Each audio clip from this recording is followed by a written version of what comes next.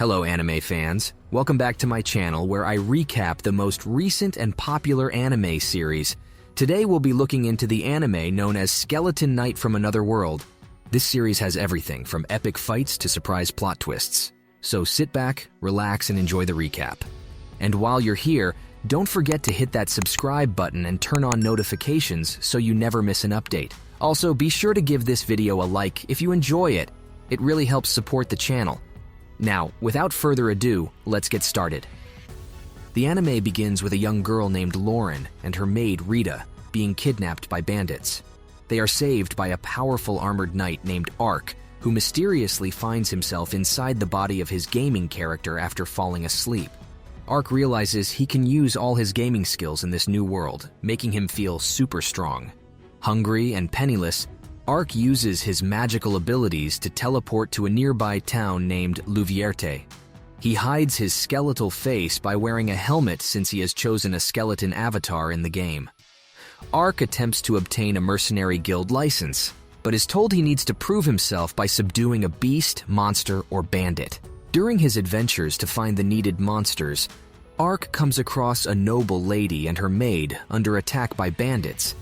He saves them and fabricates a story about being a cursed knight searching for a cure. He accompanies them, concealing his real identity from them. Back at the guild, Ark turns in the defeated monsters and receives a rune stone from the orc he killed. He is also advised to collect these stones from every monster he defeats. Ark then gets his license and stays at an inn, enjoying a meal and looking forward to more quests in this new world. Later we see Sayona, a single mother who works hard for her two children, Marka and Helena. Marka then writes a job request in order to assist their mother. However, Ark eventually takes the job, which requires guarding someone while they harvest herbs. When he gets to the job location in Rada village, the gatekeeper takes him to Sayona's house. However, Ark's massive presence immediately surprises her, and he informs her that he accepted their job posting from the mercenary guild. While on their way to collect herbs, Marka confesses that her father died the previous year, leaving her mother to raise them alone. She wants to take over her father's work of collecting herbs to make her mother happy. At the herb field, they encounter an injured creature that Ark heals with magic, and it becomes their companion, named Panta. Back in the village, a hunter warns of an unusual monster in the forest.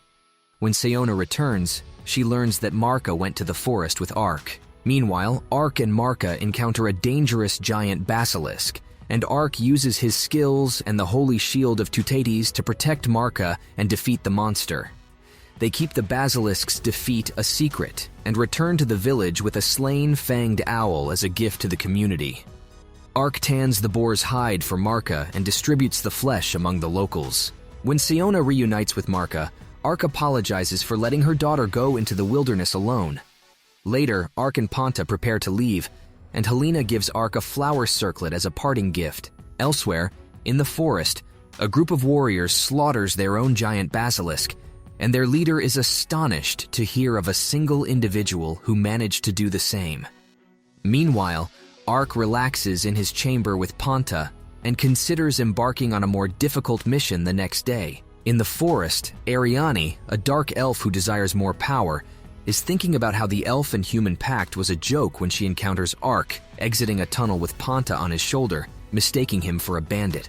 However, before all this, Ark was hunting robbers in the cave and discovered their pile of treasure but ignored the cages nearby. Meanwhile, in Diento, Marquis Triton hears of Lauren's failed assassination attempt and the slain giant basilisks in Louvierte, which made him upset. He then directs that the product be secured and taken to the market without Princess Yuriarna being aware of it. Back at Ark, he is then ambushed by Ariani, who accuses him of being a bandit until she sees Panta and recognizes her as a spirit being. After learning that elves are sold at a high price on the slave market, Ark tries to offer his help, but Ariani coldly rejects his offer and leaves. Back at the inn, Ark plans to seek out Ariani again the next day. They meet again when Panta detects a young elf girl trying to escape her captors. And it turns out that Udalan, the leader of the bandit kidnappers, stabs a young elf girl in the leg. Ariani enters and takes out a couple of bandits with a single swipe. After nearly eliminating all of the remaining bandits, Ariani finds herself in a bind when Udalin takes one of the elven girls hostage. At this moment, Ark emerges behind Udalin and unleashes his armor lariat strike against him, KOing him. Ariani then deals with the remaining bandits, and Ark performs Uncurse on one of the elf females, followed by healing so as to heal the girl's wounds. Soon after Ark removes the collars from the remaining elf females, Ariani calls her spirit creature, a whispering fowl, to deliver a message about the rescued elves. Eventually, a couple of cloaked elves come on the scene and rescue the previously imprisoned female elves. With the elf girls gone, Ariani remembers Ark's skills and abilities and wants to know who he is, but Ark tells her that he is no one of any importance. The whispering fowl returns and brings a word from someone indicating that the major perpetrators' headquarters are in Diento and that they plan to attack them shortly. As a result, Ariani requests Ark's assistance. Ariani asks for Ark's help despite her colleague's possible reservations, and he agrees to assist. Ark uses his teleportation magic to take them to the Ladell River, close to Diento, to avoid attracting attention. When they get in town, they meet up with Danka, whose solemn expression surprises Ark. The group discusses their mission to rescue captive elves, and Danka reveals the location of the captive elves within the theater district, and they decide to wait until dusk for the operation. In light of this, Ark and Panta depart for an hour to prepare. With Ark gone, Danka expresses astonishment that she sought assistance from an outsider. In her confession, she admits that she was sufficient in attempting to rescue the captive elves and believes that her sister could have done it easily. Danka then states that one day she will be able to stand with the same accolades as her sister, but he wonders whether they can truly trust Ark, which she confirms. Elsewhere, the location of the kidnapped elves is revealed, and one of the elves declares that they will be freed and that the bandits will be punished. The bandits, on the other hand, ignore the warning. That night, the group heads to their destination, but they are being followed by an unknown person. Using Dimension Move, Ark and his team enter the building where the bandits are holding the elves captive. Inside, they find dead bandits, and Ark is ambushed by a ninja. The ninja recognizes that Ark is there to help the elves and provides him with valuable information. She also alerts Ark to two more captive elves in the Lord's Palace. Ark shares the information with Ariani and Danka, and they continue their rescue mission. Ark's group defeats bandits in a skirmish and finally reaches the basement where they free the captive elven girls. Ark removes magic-eating collars from their necks, shocking Danka with his abilities. Danka promises to bring the elves safely home, and Ark and Ariani should head to the Lord's Palace to rescue the remaining captives.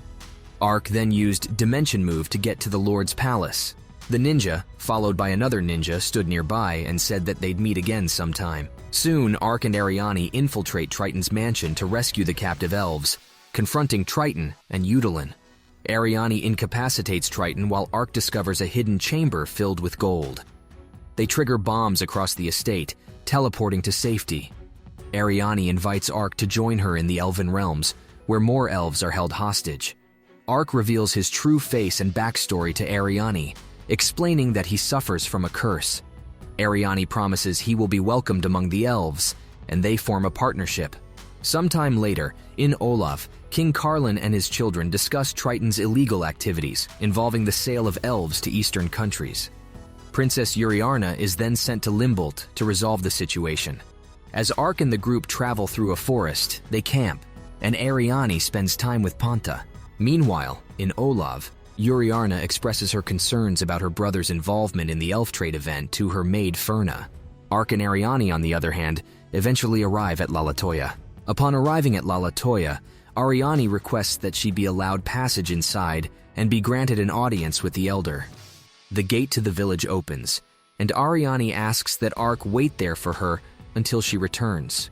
Ark remains outside the gate until dusk, until finally he's allowed inside, and he follows Ariani to the elder's house, where he enjoys the scenery of the village.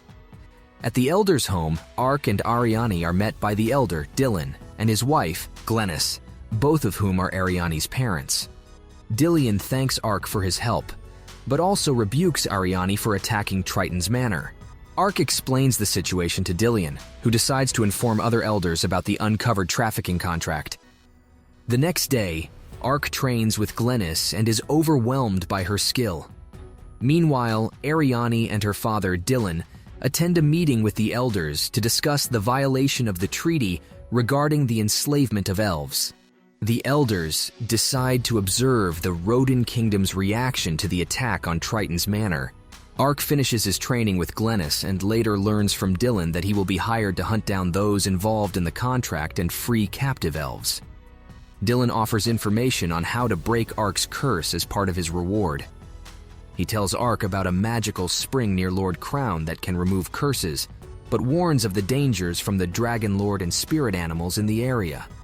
Ark accepts the quest, and Ariane decides to join him. At night, Ark tests if his skeletal avatar is a curse by casting Uncurse on himself, and it works without harm, as Ark and his group continue their journey towards Olav, the capital of the Rodin Kingdom. However, Ark reflects on his curse and how casting Uncurse on himself provides only temporary relief. Then they encounter giant dragonflies at a pond and are chased by the aggressive creatures. Later, in a village pub, Ark admits his fear of insects to Ariane. They discuss their plans to go through a forest infested with haunted wolves, as Ariane wants to reach the elves in Limbold quickly. They decide to venture through the dangerous forest together. In Olav, Princess Uriarna and her attendant Ferna set out in a horse-driven carriage to reach the Grand Duchy of Limbold quickly. Unknown to them, they are being watched by an elusive figure. Meanwhile, Ark and Oriani face the haunted wolves in the forest. They discover that the wolves are under the control of a mysterious ring, similar to the one Ark found on a giant basilisk before.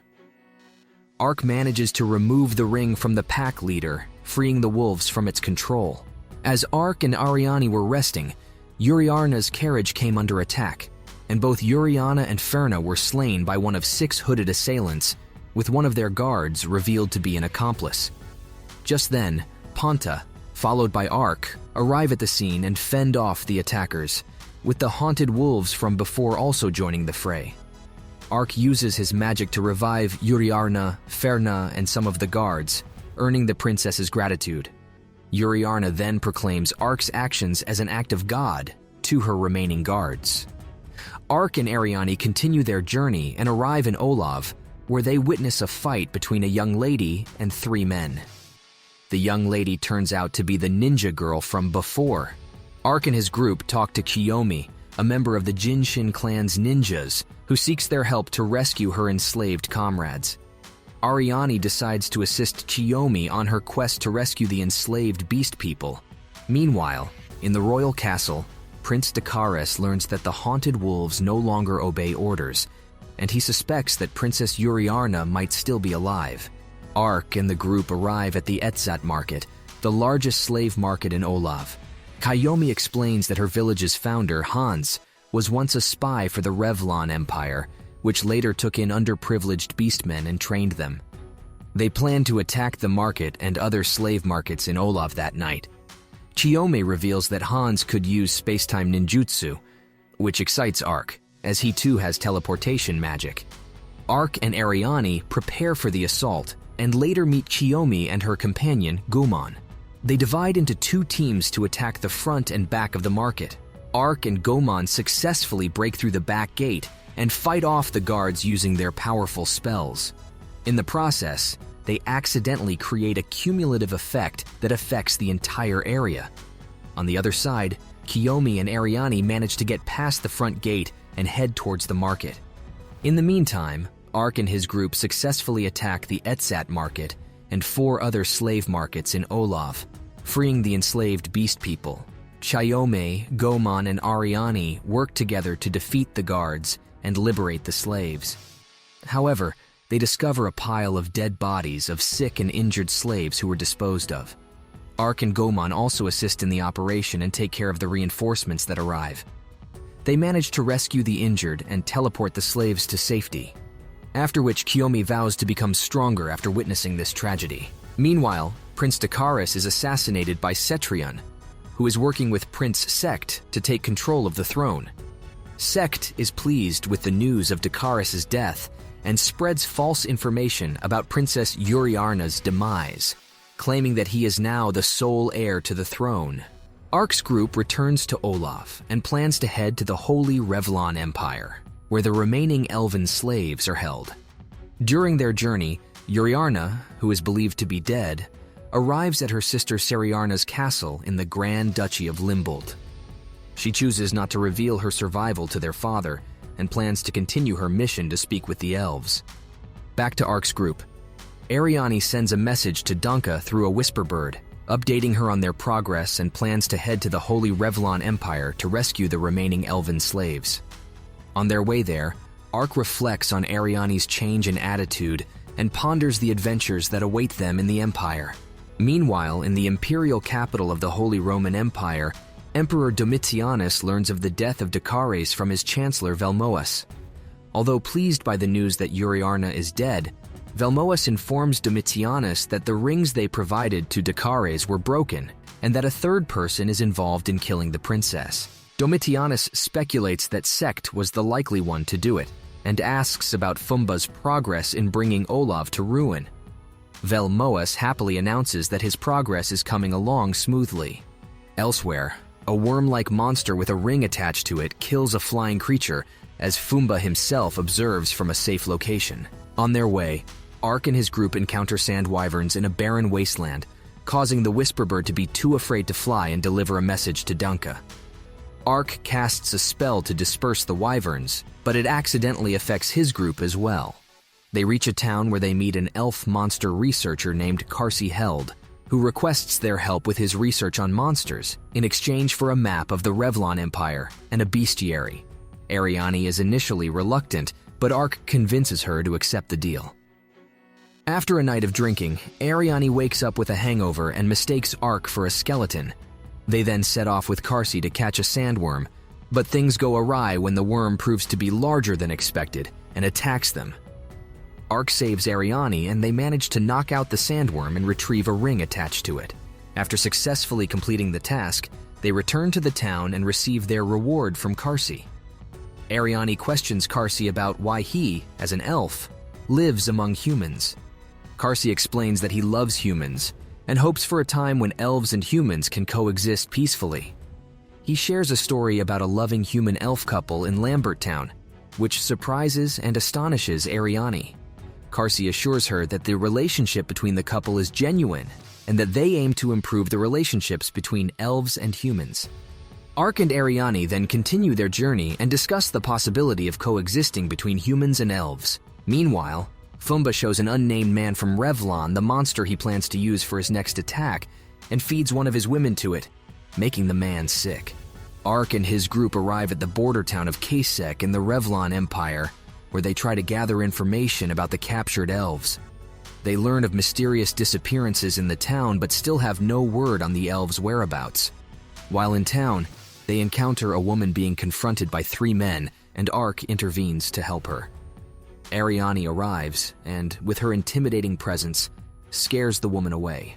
Back in his fortress, Fumba is dissatisfied with the failure of the 3 men and feeds them to his white tiger monster.